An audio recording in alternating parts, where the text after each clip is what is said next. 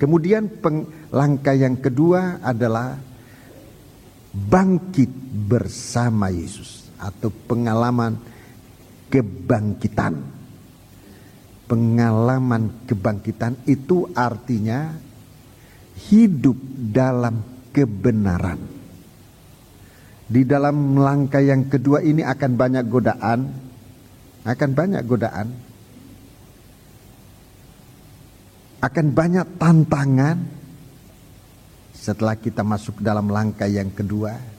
Dan kalau kita mengalami ini, kita mengikut Tuhan, kok lebih jauh kita merasa ada tantangan, ada cobaan, itu bukan berarti kita sudah kalah, tidak. Justru itu menunjukkan bagaimana di dalam menghadapi godaan, dalam menghadapi tantangan, kita hidup benar dalam berkata-kata, dalam bertindak, dan dalam segala sesuatu kehidupan kita selalu di dalam kebenaran. Tantangan itu kalah, percobaan itu selesai. Saya banyak merenungkan hal ini dan melihat terutama dalam kehidupanku.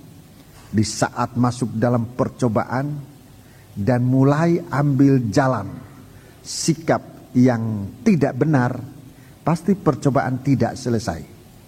Tidak akan selesai. Di saat itu banyak muncul pikiran, oh kita selesaikan dengan cara ini. Cara pikiran kita, dengan cara perasaan kita, dengan cara bagaimana dari dunia ini, saran-saran, dan banyak kali itu justru sarannya dunia ini masuk akal, lalu kita lakukan, tetapi tidak mampu untuk menyelesaikan percobaan. Sebab yang dapat menyelesaikan percobaan bukan itu.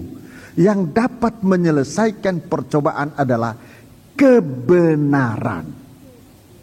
Itu yang dapat menolong kita. Dan kalau langkah kita, jalan kita bersama Tuhan, dalam pengalaman mati bersama Dia, dalam jalan kebenaran bersama, kebangkitan bersama Dia, kita akan menemukan kebenaran ini. Dan kebenaran itulah yang akan menolong kita. Hakim tinggi yang namanya Pilatus tidak tahu jalan ini. Yesus dalam pengalaman Dia diadili secara tidak adil, Dia tampil dalam kebenaran.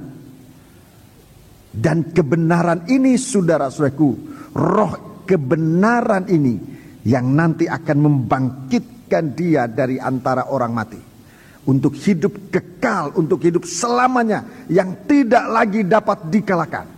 Rasul Paulus dapat melihat ini, dan waktu dia melihat itu dia katakan, "Hei maut," itu tantangan, musuh terakhir, "di manakah sengatmu?"